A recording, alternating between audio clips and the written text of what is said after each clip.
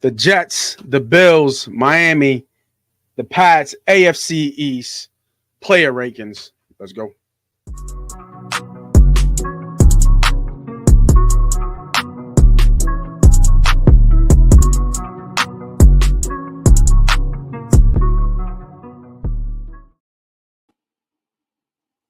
Feel like Willie Beeman, hearing that Willie Beeman song when that beat comes on. You know what I mean? Welcome everybody back to another episode of Bird's Eye View, where we take a bird's eye view of the NFL, especially the Eagles, but all of the NFL. We are going through our player rankings this week. We have AFC East, did the NFC East. Go ahead and make sure you check that out. If you're new to the channel, a new subscriber, go ahead, hit a comment, hit a subscribe. Fuck up an algorithm. Cost you nothing to holla at your boys. I'm the player. That's the GM. They call me Moss Money. That is Ernie B. What's going on, bro? Just, still can't get over how shitty the Patriots roster is as a whole. So just still trying to dissect that. It's going to be real interesting, and we're going to get right into it, too. What do you have, like, the Patriots and the Bills? Like, the Patriots is like, I was looking at that roster and it's horrific, but I don't feel like the Bills, they got some play. I guess I don't know. Yeah, let me stop talking shit. The Bills are a lot better than the Pats. Like, it's not even close. I tried to make something work with that, but it wasn't going the right way. I'm looking at my list. It ain't going. Yeah. All right, let's start off with the worst roster possibly in the NFL, the New England Patriots. I only got 3, bro. All defense, baby. All defense. I didn't find a soul. I didn't find a soul on offense that I would put on this ranking scale that I have. I think we're going to be pretty even with number 1, but we might be off. But number 1, even though we had a small sample size, give me Christian Gonzalez, cornerback, as the number one, bro. Give me Christian Gonzalez. All right, we're gonna start off with violence this round. I mean, that's who do you have as number 1 as the number 1 player ranking on the New England Patriots? Who is mine? Yes.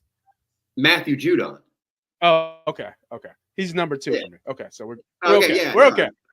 We're okay. Yeah, we should have gotten okay. there. I'm sorry. I didn't mean to jump like this. We're okay. Dude, okay. I could have sworn I'm looking at the names right now, and I was like, oh, what? I said, all right. Yeah, we're okay. All right. Okay. I like Gonzalez, but I mean, he didn't do anything. So. Well, no, I mean, hold on. Now I made sure I double checked this because I know about Judon and I understand. And it was sucked because they both got hurt in the same game, right? That Dallas game, they both got hurt. I believe, if I'm not mistaken. Yeah, that was a tough one for them. That was tough. That was kind of the beginning of the fall for. Yeah, and think about it. At that point, your 2 best players go down in the same game. But what I saw from Christian Gonzalez and what he did and who he went, CeeDee Lamb. He doesn't travel, so who did he face? Was it AJ? Was he on AJ or was he on Smith? I think he was on Devontae. I think he matched up with both. Both? Because they move around.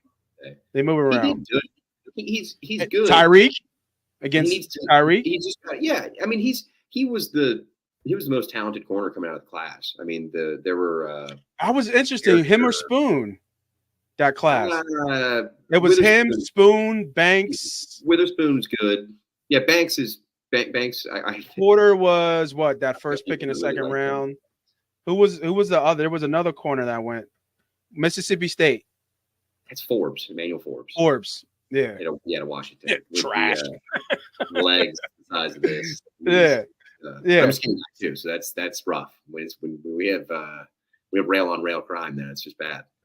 But talk to me why you have Judon over Gonzalez, and I'll do the vice versa. He's the number 1 player on the team. I mean, he's coming off an injury season, but he's probably the most prolific pass rusher the Pats have had in a few years. I mean, it's actually been a long time since Chandler Jones and Chris Long. God, I'm trying to think of some other ones that are off the. Van Noy was consistent. He wasn't. They just didn't. It's like they've just kind of churned him out. But this one, I mean, when they made that deal for him, I thought it was a pretty good fit, especially for scheme. But in that defense, he's a really good pass rusher. He's good against the run. Like he's up there as far as talent goes. I would say he's a more talented edge defender than Hassan Reddick is. Now we can talk about Pat and all that, but I would say that I would disagree with that. Is a more talented edge player, but I would disagree with that because I think he's scheme based. He's had some schemes that benefited him a lot.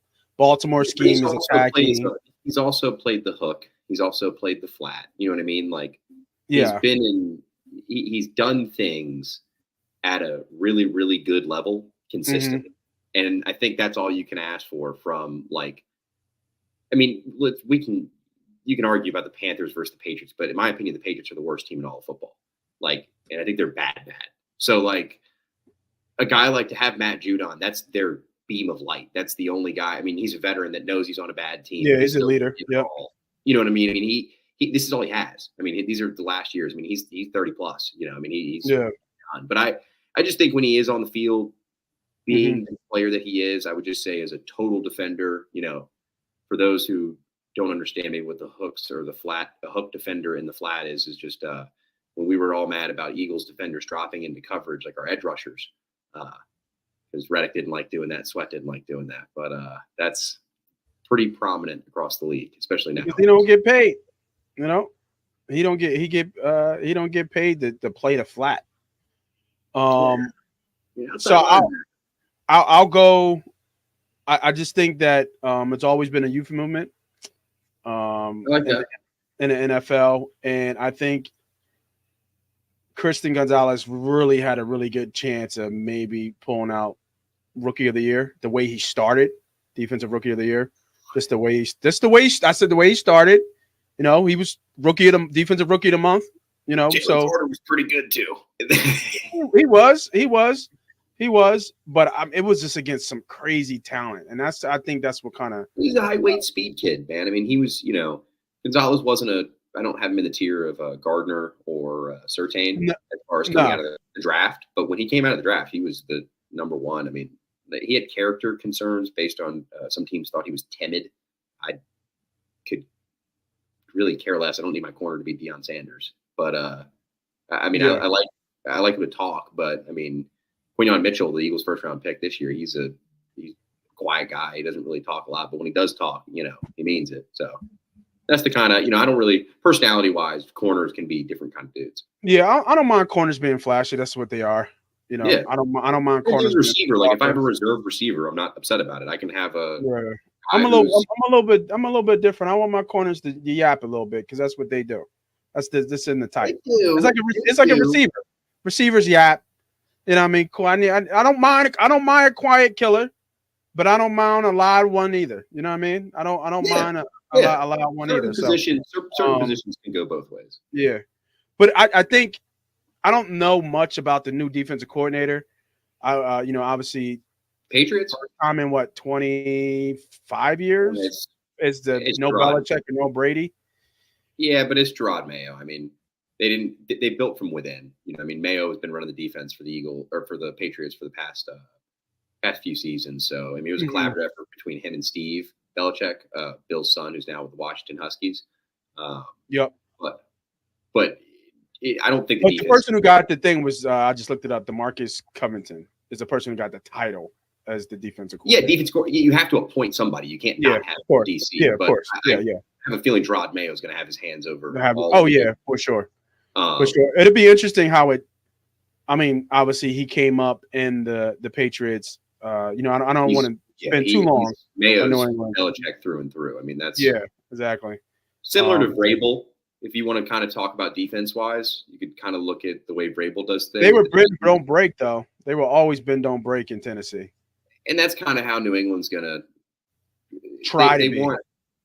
They're going to try. They don't have the talent. They're going to try hard. They don't have the talent. I mean, that's really what, not to get into a tangent, but that's really what started the downfall of Belichick was purely the fact that they did not have the talent to do what they did.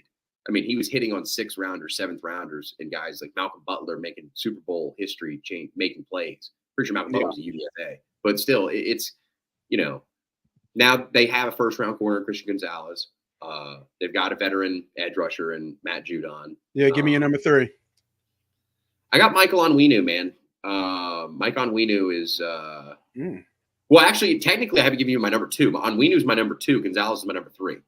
Oh, okay. Onwenu is my number 2. I actually got to make that clear. Onwenu is one of my favorite offensive linemen in football. The dude's lined up at every position but center, and it's purely just because he's been asked to, and he's done it at a really good level.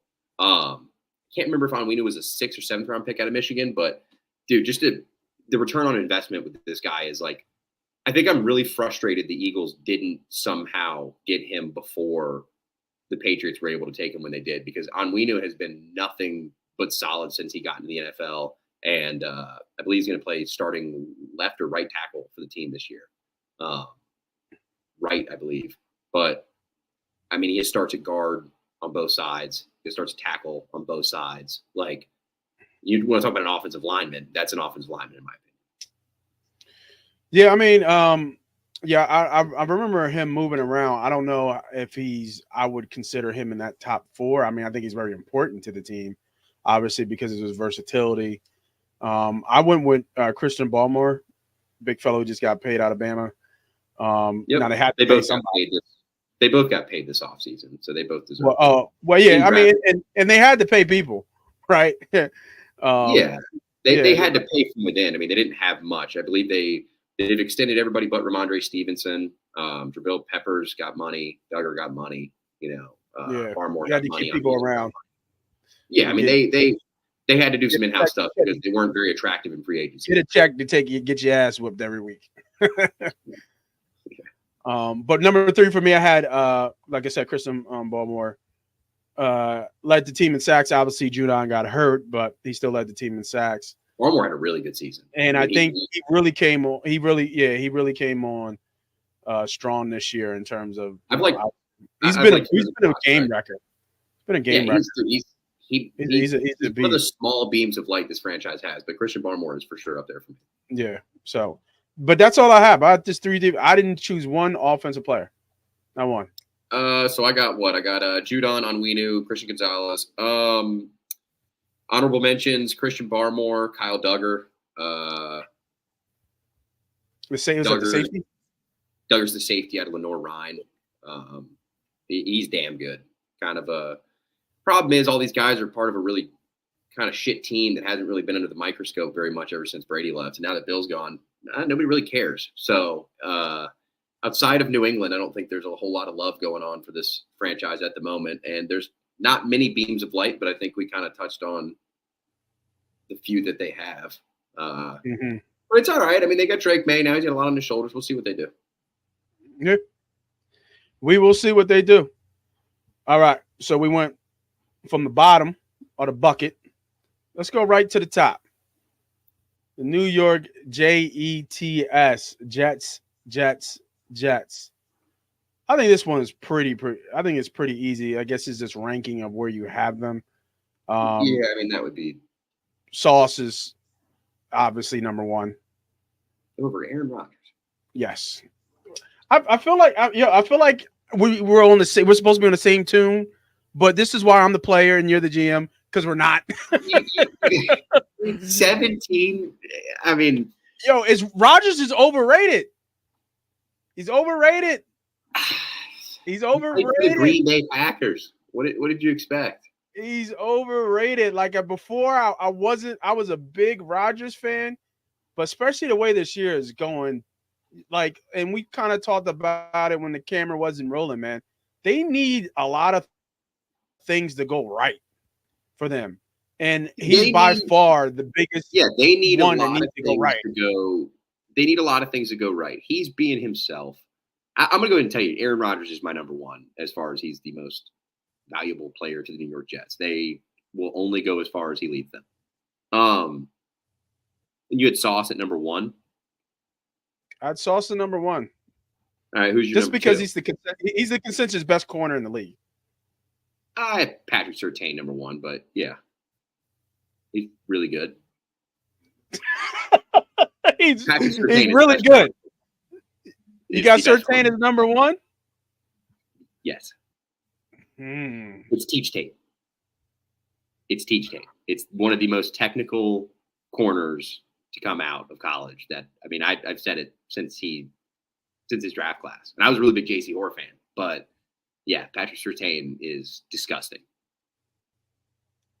Yeah, let's see what Sauce talks about. His measurables are, like, right where you want them. 99th percentile. Sauce isn't? Surtain's bigger. Okay. Stronger. Sauce plays big too. Just because he's bigger don't mean he's better. Loud. Sauce plays loud. Patrick Surtain's built like Darrelle Revis. Like that's it. Just it's best corner. Sauce number two, but best corner in football. Patrick Surtain. AFC West. I don't know about that. I think it's Sauce. But okay. Give me Sauce. Give me Sauce over Surtain all day. Just all day. But I can't disagree with Rodgers. I get it. I just think it's like we're talking about MVP. You know what I mean? Like most valuable player to the team. You take one away, they're left with nothing. I mean, Tyrod will win some games for him. Tyrod could win some games. Tyrod would win some games with this roster. Tyrod would win some games with this roster. He's going to choke at the worst time possible, but Tyrod will get you a couple. Tyrod will win you some games with this roster. With the roster, yeah. I like what they did on the offensive line. It's all right. Yeah, I mean, oh man, that's you take Rodgers away. You put Rodgers in your top four. Tyrod, they're what, a 500 team. Obviously, Rodgers takes them over the top, can make him a 12-13 team game. 12-13 team win. But if you take Sauce off this team, man, that defense changes dramatically of how you play defense, in my opinion. Well, I don't mean to harp back, man, but I'm really just you move DJ Reed over, and then they can play without Sauce. Tyrod, the drop off from Sauce to what they would do at corner, like, all right, I don't have a guy that follows, but they have a game plan in place for that. There is no game plan for we don't have Aaron Rodgers. All right, we have Tyrod Taylor. A lot of this stuff changes. Okay. It just becomes hope. And do I think Tyrod at this point in his career is more valuable than a guy like DJ Reed at their position and all that? I don't really think so. I think they would be better off. Tyrod, the most important backup quarterback in the NFL. That's a really good way to word that question. He might have the most weight on his shoulders because of what happened last year. And with the rumors starting to go around where, they've caught him limping or whatever, he's 40-something years old. I'm sure he's going to gimp around a little bit. Is Tyrod that old? No, I'm talking about Rodgers. Okay. Yeah. Okay.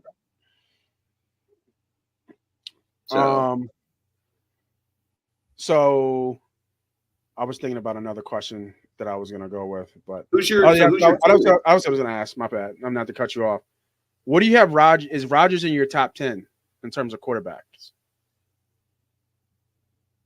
If you can put it real quick in your head, is he 10? All right, let me make it a little bit even more. Is he top 12 quarterbacks? Yeah, because you're getting too close to 15. Yeah, I was going to say. When I was thinking myself, if I say 15, he's obviously in there. Half the league, obviously. 10, he's top 10. Yeah. You think he's top 10? Yeah. Yeah. Nah. I go the other way. No, I don't think he's top 10, bro. Man. I don't, man. I don't know if he's a top 10 quarterback in the league. No, obviously, I got one for you. Okay. Go ahead. Purely team aside, like this is purely about the individual. Yeah. Aaron Rodgers today, Jared Goff today. Aaron Rodgers or Jared Goff? Yeah. They're your quarterback for the season. We'll build your team around later, but that's your building block, one or the other. Like right now, like 40-year-old Rodgers versus 2 day. Give me Goff. Versus whatever Jared Goff is. He's up there. He's probably 30, 31. Yeah, Goff. I think Goff's up there, but I would take Goff. Goff. I'm trying to think of who Goff reminds me of. I think Goff is his. I think Goff's span might be a little bit longer because it's just how good the team is around him. But I think Goff reminds me kind of like what Carson Palmer was. Remember Carson Palmer had that nice run with Cincy? He was really like he was edging up in that extra. But Goff has that like. He's got without last year. I mean, if you think about without last year, he's kind of caused. It's like Palmer, because Palmer took his team. They went to the Super Bowl one year, right? Did they make it to the Super Bowl, Palmer? The Bengals, or was it just the AFC? They never made it. I don't think they ever made the Super Bowl. No. Okay, I thought they did one of those years. They were really good one or two of those years, but he just kept getting hurt. There were a few years there where they were pretty intense. I mean, Palmer. I kind of think of like, what if like Nick Foles was picked first overall? That's a big like Foles number one. Well, I'm just saying. I'm talking about Goff. Okay. Like, the way that we hold Goff to a standard, but the way we put Nick Foles on a pedestal, like I feel like Goff was held around a little bit longer because he was that. I mean, dude, the guy went 0-16. Like, don't get me wrong, it was the Bill. What is his name? Jeff Fisher was coming to the end there. And it was just, it wasn't Sean McVay kind of saved that franchise. I mean, he didn't he did. For sure. And Goff was aided by that, but he always has the label of being a first overall pick, where it's like it's a lot easier to toss around a guy that was picked in the second or third round. That's just the reality of the NFL. Yeah, I just don't think their play on tape like at their best is very far off. Yeah. So before we get lost in NFC West and golf, let's bring back to the Jets. Oh, yeah. Yeah, let's bring back to the Jets. Number 3, what you got? Williams? Quinny? Well, Williams is my 2. Oh. Quinn and Gardner. 3? Yeah, Gardner's my 3. Wow, you have Williams over – well, I guess he's a top – he's like a top – actually, you know what? Thinking about it. The game starts in the trenches. You played the position. I know, bro. I know. You love these corners. I know, right? I have corners in my top 2. That is funny. The trenches, man. It happens in the trenches. No, it is the trenches. I do love the trenches. I'm getting caught up with the sexy names a little bit, and while you're looking at it from the GM eyes. I just know, again, you take Quinnen out, the defense is substantially worse. For sure. No, I agree with that. The speed on the edge doesn't mean shit to me when Quinnen's not disrupting. I'm dropping Rodgers to 3. That's not bad. I'm dropping Rodgers to 3. Yeah. And give me Williams. I have Quinny at 3. But no, I agree with you because now that I'm thinking about without Donald. I told you. I'm trying to think of another tight end, another defensive interior tackle who you could put next to Williams. Maybe Christian, but he's a nose. But he like his talent level is Dexter Lawrence, the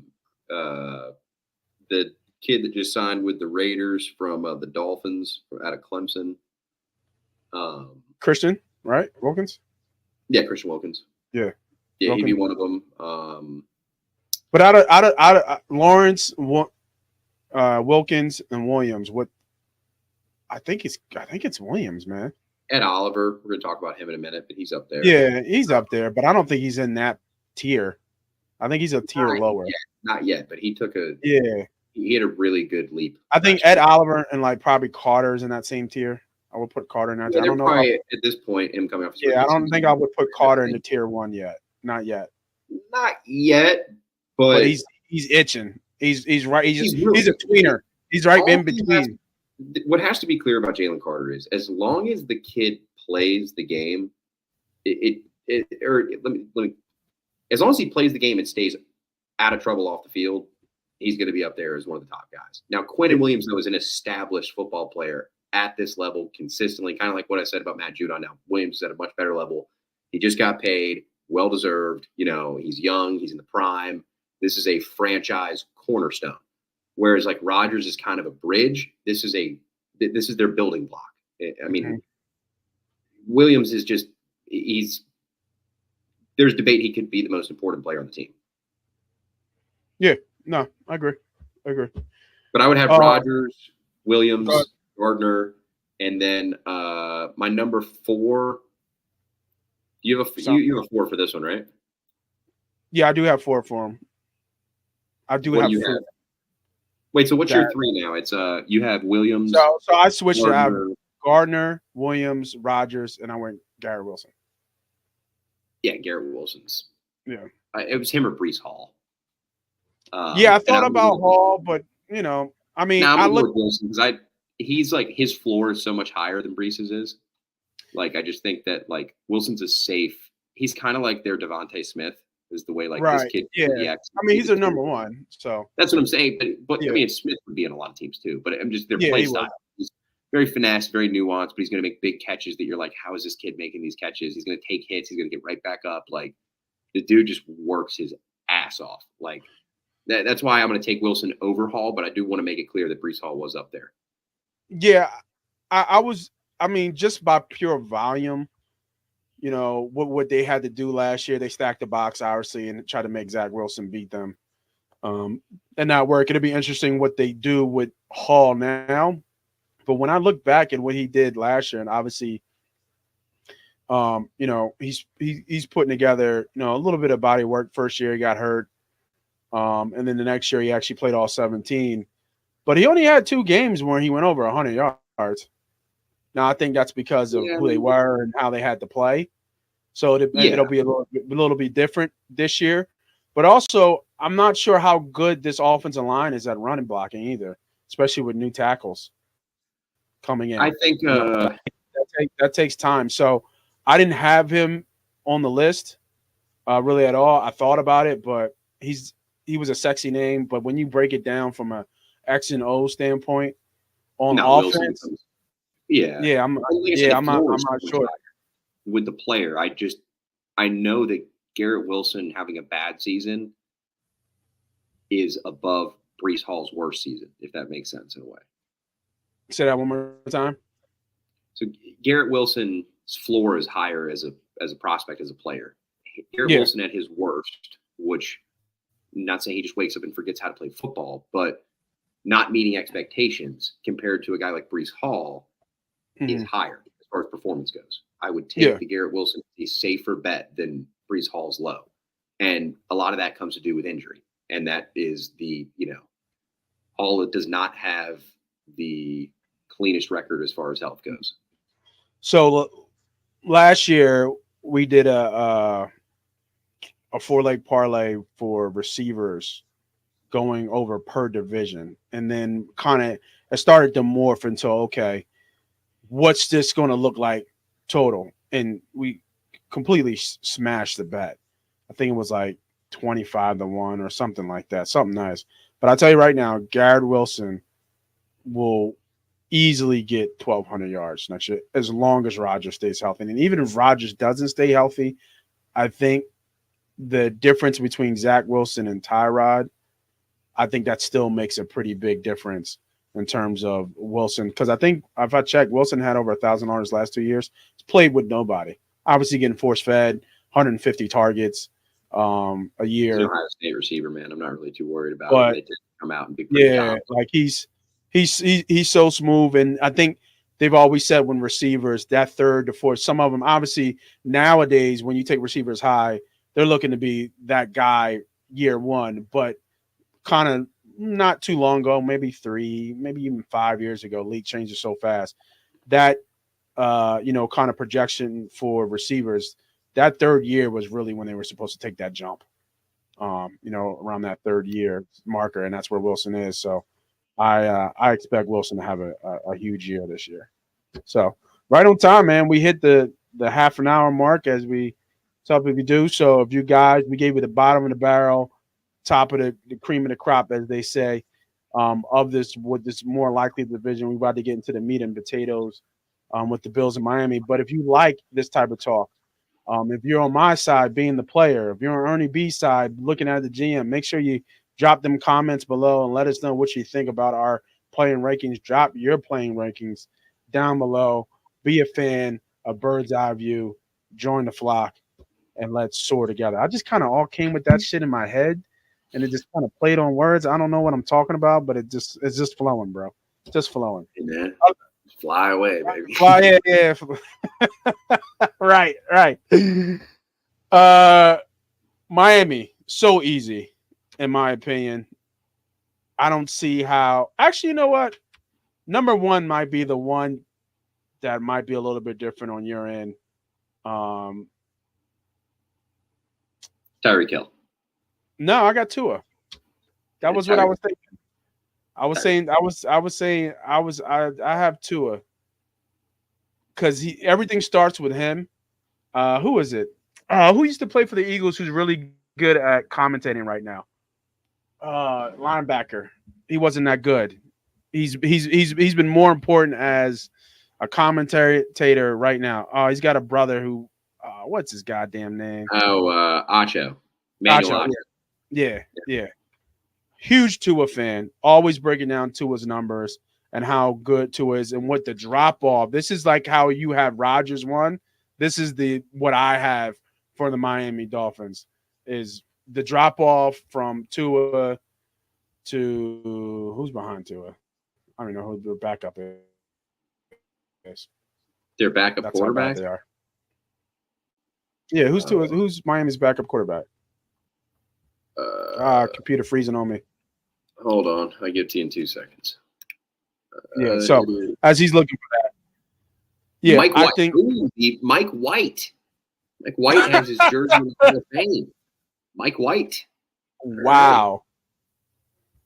Mike White, former Jets. I think he had. I was about to say he's a Jet, right? Yeah, he had a crazy game. Yeah, he had a crazy game, and it got put in the Pro Football Hall of Fame. That's hilarious. Mike White, soon to be Hall of Famer. Mike White, actually current technical placeholder in the Hall of Fame, but non-recipient of a gold jacket. So, Mr. Tua, I think it's hard to argue that he's not. Obviously, Tyreek Hill, probably the most. Is he the most dynamic receiver that I've ever seen? Tyreek Hill? Yeah. Freak. He's in the freak category. He falls under Calvin Johnson. Yeah, that's what he's in that. Yeah. He's in that conversation for sure. I completely agree with that. The kid might get 2,000 yards. The guy might get 2,000 yards. I mean, he might. Yeah. Ridiculous. He is. He is. And he runs wrong. He technically runs wrong. He does. Yeah. I mean, Tyreek is that I don't think McDaniels is able to be as much of a wizard as people portray him to be without having Tyreek Hill. More than Tua. I think Mike White can get the ball to Tyreek Hill. Yeah. They'll find a way. I view Tua the same way that you view Jalen Hurts. Not enough. I haven't seen enough. I just, I don't know. Oh, okay. Yeah. I'm not really I don't. Okay, that's a good way to put it. All goes down. That's exactly how I feel. I mean, I'm pretty similar to this roster as how I feel to the Eagles. I mean, they've got kind of a lot of pieces together, but they kind of have to do it. You know what I mean? Like it's. I think the Eagles are better for sure. Yeah, I think less so. goals, but I just think the Dolphins have you have two really, really good receivers. You have a veteran corner on the outside that. Well, they have the best receiving tandem in the league, probably. It's hard to argue. It's hard to argue against those two. It is. It's really hard to argue against those two. But I mean, I'm not holding on my birds. It's close between those two, and that's a real conversation. I mean, I just think Tyreek is the change of the conversation, and I think it's the combination of the fact that you have two players that fast and what that allows you to do. I mean, Tua can take a 2-step drop, throw the ball 3 yards, and it turns into a 16-yard gain. I mean, that's just kind of It's the games that they play. And I mean, I'm not bashing the Dolphins at all. I think they're a really good football team, but that's how I feel about Tua. And if you can guess, Tua is not my number 2 player. Oh, wow. So would you go Ramsey or Waddle? Well, this one's tough. So that means no. It's tough. Teron Armstead, I feel like he just needs to just retire. He is the anchor of the offensive line. Okay. Bradley Chubb also needs to stay healthy. He's their highest paid defensive player. Yeah, I thought about Chubb, but Chubb's up there for me. Chubb's up there. But if I had to just kind of go with it, I'm actually going to say number 2 most important player on the team is Tyreek Hill, and then I'm going to say Jalen Ramsey. Not say Tua here, bro. I'm going to say Jalen Ramsey. Are you serious? I think Ramsey's just more – the defense can't do what defense needs to do. I mean, Ramsey's – He's getting old now. I think he's I would say he's past his prime. Yeah, but he moved. He's not playing, he's not following guys anymore. I mean, he's just playing DB. I mean, guys do that. That's I get it. He's still very past effective. his prime. I just think, when it was him versus Xavier Howard, I think Xavier Howard's tape was bad. I don't think Jalen Ramsey's tape was bad. Right. Now, Jalen Ramsey didn't like what Vic Fangio had him doing, but that's a conversation for another day. Neither did another really important player, Javon Holland. Javon Holland, the free safety, is a very important player of that team. But I would have to go Tyreek, Jalen. That'd probably be my top 2 for Miami. Now, they're older, but I think they're right at their end of their reign. Both those players are kind of coming to the close of being superstars. Yeah, the interesting thing here, and I just looked it up because I wanted to make sure I said this with some facts behind it, and I should have looked this before. And this is why Tua's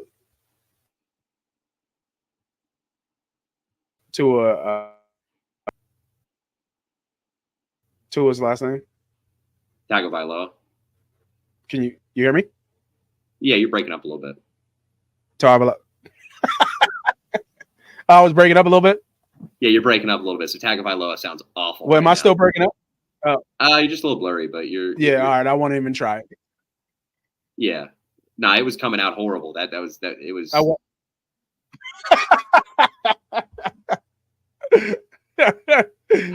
All right, so just so I got it right. Yeah, Tua Tagovailoa. Let me close this one. I guess I had a screen up that was bogging up my internet connection. But Tua was 39-21 as a starter. In that same draft, then comparable, Joe Burrow and Justin Herbert was in that draft. Justin Herbert 30-32, and Joe Burrow 29-21. What's Jalen Hurts? Huge difference. Ooh, I forgot Jalen Hurts was in that in that category. I forgot about that. Jalen Reagor. Worker as a starter. Let me look it up. 34-17. Better. So the best, most winning is not the best. I'm wrong way to say that. Out of that class, from a record standpoint, the best quarterback in that class is Jalen. I don't know why I lost his name for a second. It'd be Jalen, or in my opinion, out of the two, though, as far as NFL performance, it's probably Jalen or Joe. I mean, Justin is kind of a Trevor Lawrence, hasn't really lived up to the hype that goes around him. I like Justin Herbert a lot, but he just hasn't really. Yeah, I'm a Herbert fan, but he hasn't done anything for me, and neither did Lawrence. Just something about being 6'5", 6'6", white. Yeah, right, man. I was thinking about that shit, and I'm just like, I get it, because I think this it gives you the ability to play quarterback. At a high level. This revolves around the people like yourself, not knocking you guys.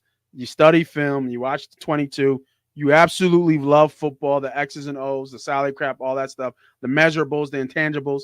But me as a player, bro, if I'm in that locker room and you ain't winning shit and you getting paid all that money, you got to go, dog.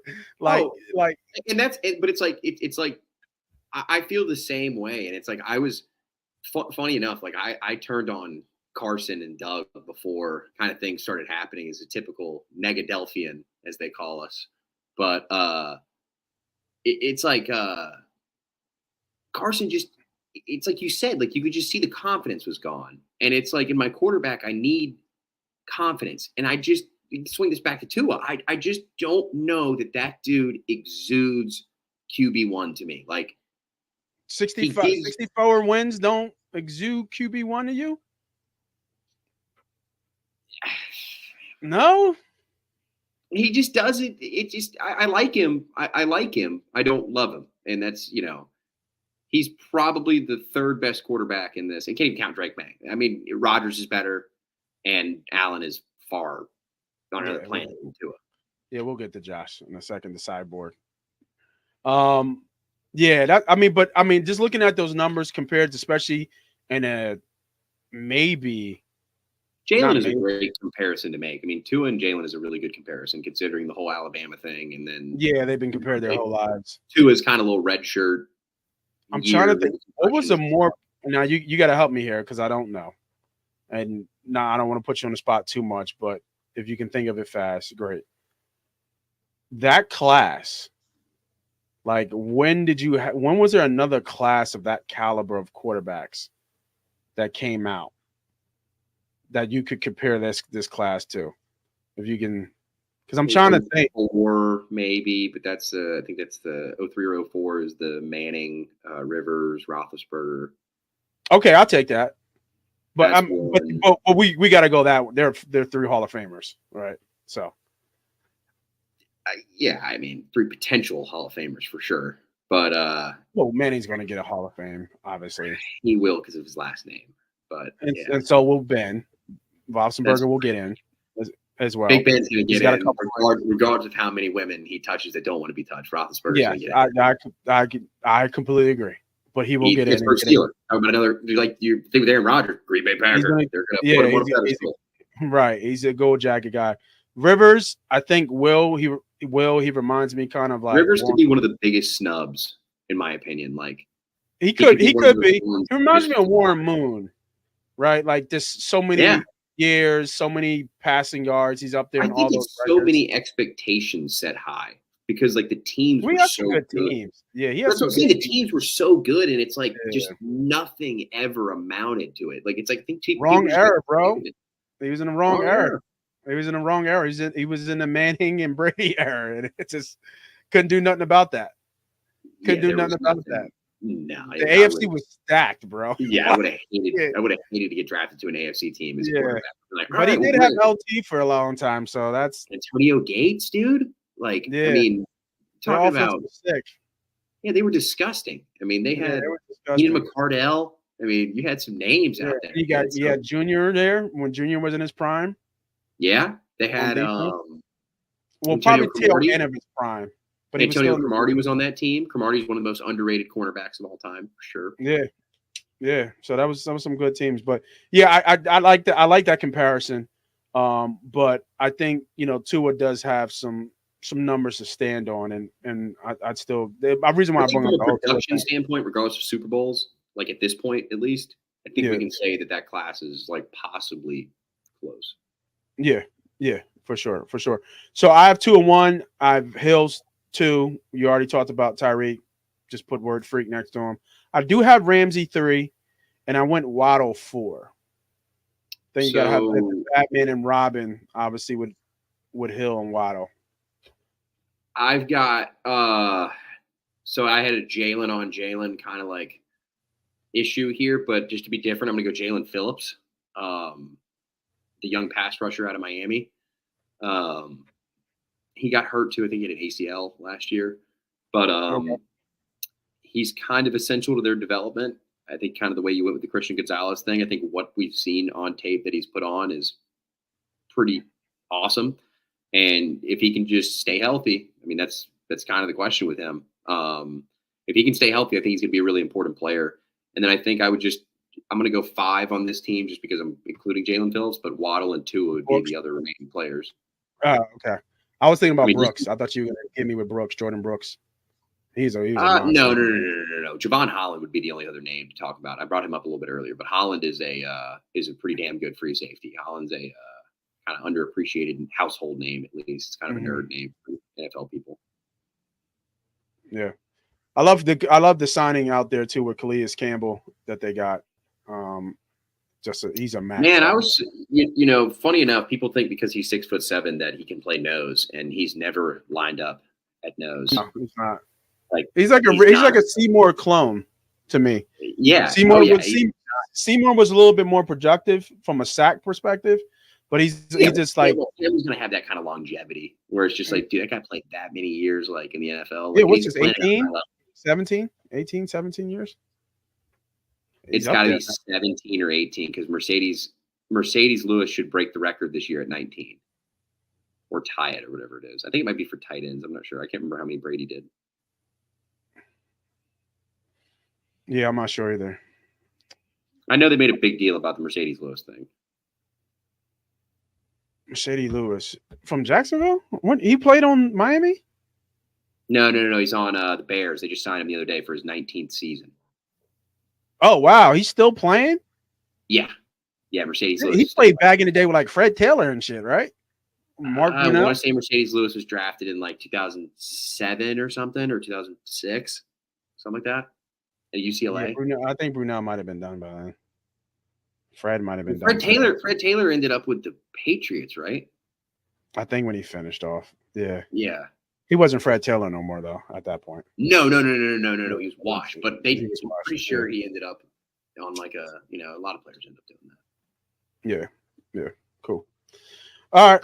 Let's finish it off with the Bills, who are turning into really the Jim Kelly Bills. They just can't get over the hump. They'll kind of get there every year. I got one guy's name, and I got him listed in all four of my top positions, and that's Josh Allen, and Josh Allen. Literally, Terminator, Cyborg at the quarterback position. I knew how good he was, but when I saw him play live here in Philadelphia, he is a different animal. He's a different beast in the weather. In the rain, I saw him make throws. I saw him will his team to win. Now, we're going to really see what Allen is. I think a lot of people think that, Diggs is kind of – Diggs has fallen down. He has. I'll give that nod. He has fallen down. But what he did for the Bills and who he was as a go-to for Josh Allen, I don't think can be replaced. They'll try to replace it, but I don't think it can be replaced. You're not going to replace with Keenan Coleman, Curtis Samuel. It's going to be a collection of kind of how to do that. But I digress. Obviously Josh Allen is one of those guys who checks all the marks. He can run, he can pass, he can make every throw. Big arms, 6'5", 6'6", 225 pounds, measurables. We know what he is. And we know what he can do when he has the ball in his hands. Still a little of that Brett Favre gunslinger with him too, which you kind of like, but also gets him in a lot of troubles. He does have a lot of turnovers up there with Jalen Hurts as leading the league in turnovers. So until he gets that taken care of, but he's probably trying to think of somebody else. If I look at the whole – no, I'm just going to say it. I think it's a bold statement. There's never been anything. Tyreek Hill, that category of human is where Cam Newton is the closest body comp. I think Cam's a little bit physically bigger than him. But let me get this one thing. I'll make a bold statement, and there's probably only one other player you can say this about in the league for definite, but he is the single most important player on his team in terms of ranking across the whole NFL outside of Patrick Mahomes. And I think you could put him 1A and 1B with Patrick Mahomes. He's the single most important player to that organization, to that franchise, to that fan base than any other player in the NFL. Because, we can say if, they go as far as he goes, but he's been carrying his team on his back for the longest time and just hasn't gotten over the hump. So I will even say Josh Allen is the most important player to his team in the NFL, bar none, over Patrick Mahomes. Patrick Mahomes just won a Super Bowl with Kadarius Toney, Rashee Rice, and like Justin Watson. Yeah, so, I know you were going to say some shit. Scantling. Mahomes is but I'm giving it Andy. I'm giving a little love to Andy as being probably the greatest coach in the game. Josh Allen is the most talented quarterback in football. The best quarterback in football is Patrick Mahomes. The most talented quarterback in football. He's probably one of the most. I can ride with that. In all of football. I mean, just if you talk about importance of position, if you talk about his measurables, you talk about where the guy comes from. I mean, he's a freak of nature. Like I said, there's only one body comp that makes sense, and it's like Cam Newton or Big Ben, and that's about it. And he has a better arm than both of them, arguably. So I actually think I'm going to say that he has a better arm than both. So yeah, he has a better arm than both. Josh is hands down the most important player in the Buffalo Bills. I actually like the approach that they're going with. One thing when you say you like the approach they're going with, what do you mean by that? Talk about that. They're kind of. I mean, you saw it's opposite of what the Eagles and the Dolphins are doing. It's instead of getting high-powered, high-paid weapons, let's just do what the Chiefs did and kind of fix other things we have going on. Von Miller's contract was a rough one for them when he got hurt. They paid him a lot of money, and it just didn't work out. He did restructure his deal, so he took a pay cut this year to help the team. Why have him ranked? Almost finished though. I mean, when I've actually got him ranked as my second best player for this franchise. Do you have him as your second best player?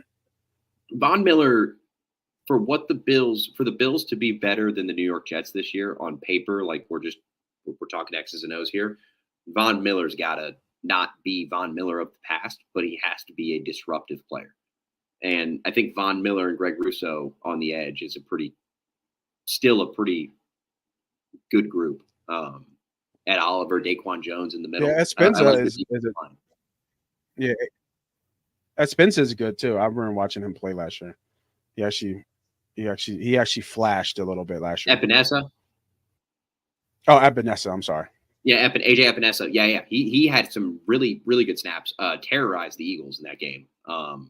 He had some good snaps. I thought it was funny that you mentioned that Jalen Hurts was up there with Josh Allen in turnovers. He was also second in total touchdowns behind Josh Allen this year. It gives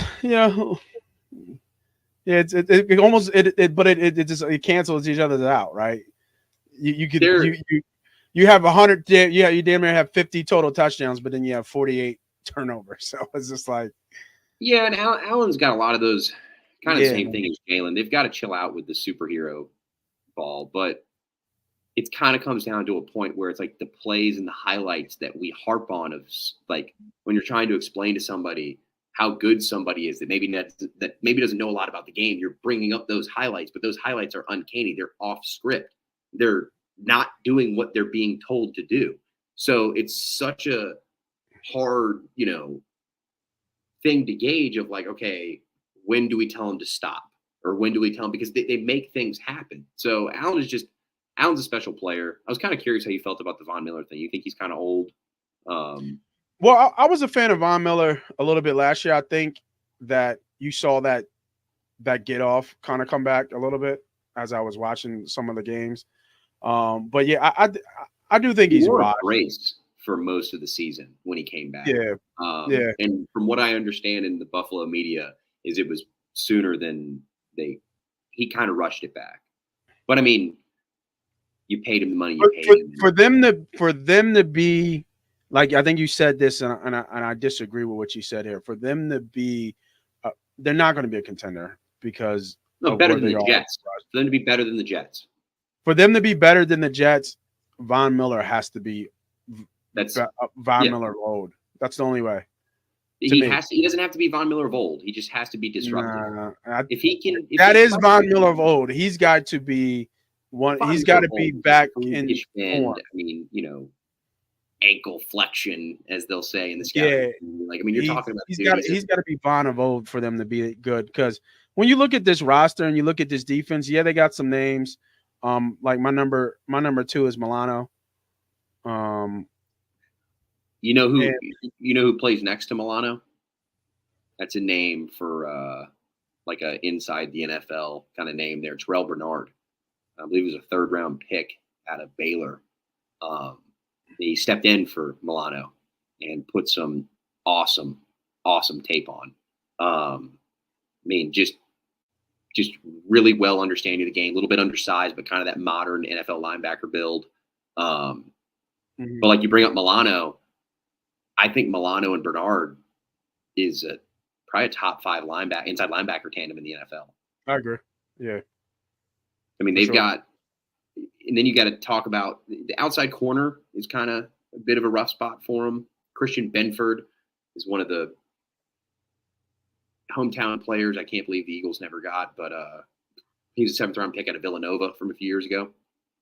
He's been really good. They lost a lot of guys, man. I think that's, about Rasul. Rasul is where he needs to be. I mean, he's in the right scheme. He plays. I don't know if he's a starter, but he can play. He can start. He's just not your number one. You don't need him to be your, and they don't need him to be that. They're hoping Kyer Elam takes a step this year. But they kind of got screwed on Trey White. Trey White was supposed to be more, and then he just got hurt back to back. I mean, they've really been riddled with injuries, man. I mean, Milano, I think, fractured his leg last year. Von Miller, recovering from the ACL, kind of took 2 years instead of 1 year because it was bad. I think I kind of want to highlight something you said earlier, though. You brought up Epinesa. We talked about Ed Oliver a little bit earlier. He's up there. But Dalton Kincaid is my number 3 that I think needs to be talked about. Kincaid has the talent to be not Travis Kelce, but a Kelce-like factor, especially with Stephon Diggs out of town. And everybody kind of wants to talk about, they don't have a plan to replace Diggs. Well, they drafted Keon Coleman. That's fine. He's a big, tall receiver. We'll see what happens with him. But I know Dalton Kincaid can get open in the NFL. And who's to say the offense isn't going to run through Kincaid? It's really interesting that you brung him up, because I was thinking in my head, is he in the top 5? And I had to go to the list, and I forgot how many good tight ends there are in the league, right? I totally, it kind of like this. Some of these names just kind of skip.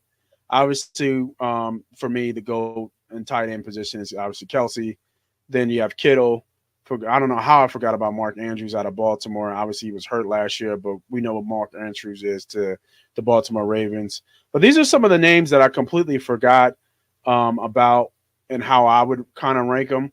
I might even put this guy number 3 over Andrews, just because Andrews probably is on borrowed time at this point, getting to the end, is Sam Laporta.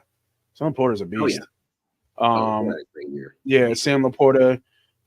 They force-fed him DJ Hawkinson. They force-fed, like Trey McBride out in Arizona. McBride had a really good year late. Yeah, had a really good year. And that's where I would kind of put what's his name? That's where I would kind of put Kincaid at. But then I'm just looking, and I'm looking at some of these names, and I don't know. Ceiling for the player. Just look at the ceiling for the player, though. And that's kind of because so much offense has gone through Stephon Diggs, man. Like, so much offense has gone through Stephon Diggs. Like, people aren't accounting for how much food is left on the plate here. Like, it's got to be distributed. And Joe Brady's offense showed it's going to be, for the fantasy guys out there, James Cook, Dalton Kincaid. Obviously, Josh Allen's probably the best player in all of fantasy football.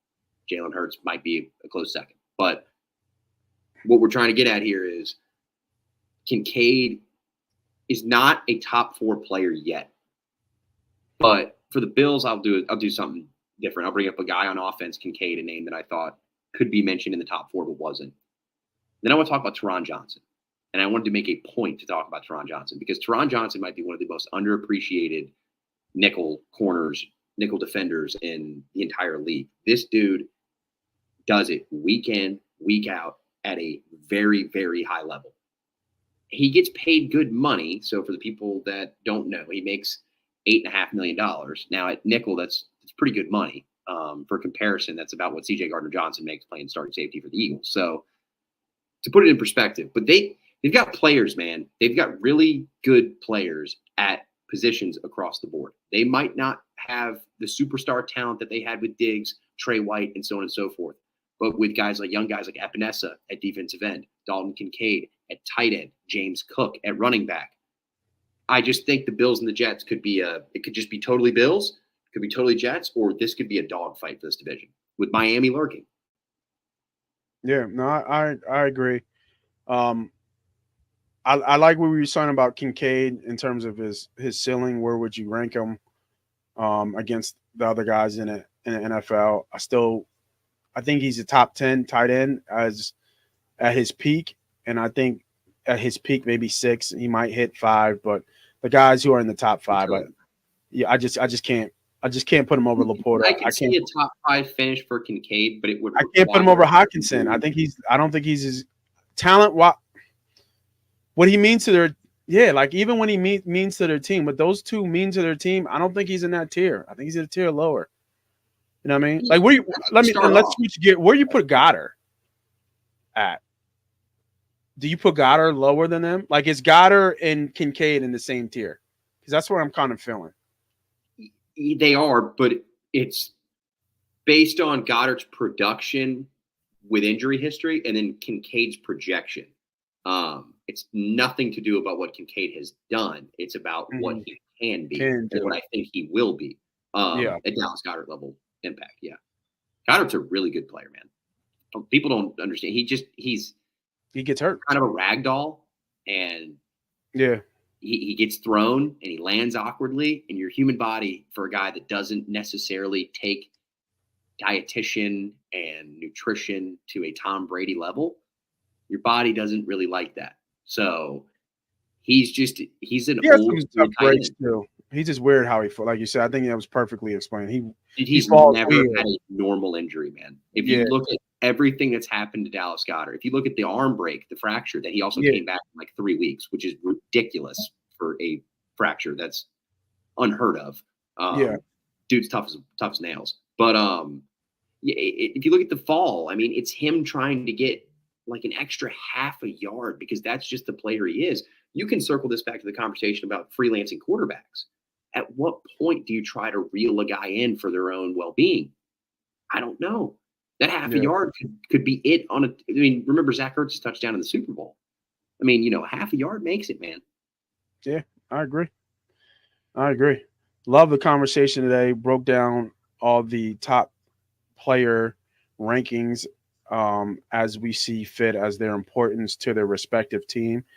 A lot of disagreement until we got to the Bills, believe it or not. Pressure started with the Bills then. That was I didn't see that coming. Yeah, I didn't see that coming either. I thought we'd have been kind of close. The only name that you got me on that I didn't know about as well was Tyron. Tyron Johnson? Tyron Johnson. Tyron. If you ever got some time just taking a shit, man, watch Tyron Johnson highlights. The kid is, I'm telling you, the dude is like, for those Philadelphia fans that think Avonte Maddox was good at nickelback, go watch Tyron Johnson play. That's a really good nickel corner. A name that I don't want to forget is Snowman from UArty Snow University, Deion Dawkins, the starting left tackle for Buffalo. I thought he's inconsistent. I'll put it to you like this. Dawkins has made it in the NFL as a left tackle. And he's been really good. Yeah. Good at times, really good at times. In my opinion, he would have been an all-pro elite left guard or right guard. I'm just going to say left guard because of. Yeah, I think he would have been better as a guard. I think he would be an elite grad, right? Elite. Oh yeah, got arrested with Hassan Reddick for assault back in college. Yeah. Dawkins is a hometown kid. I gotta put that in there. I mean, he's a very valuable player to them. Okay. Yeah, like I was saying, what was kind of interesting how this one went.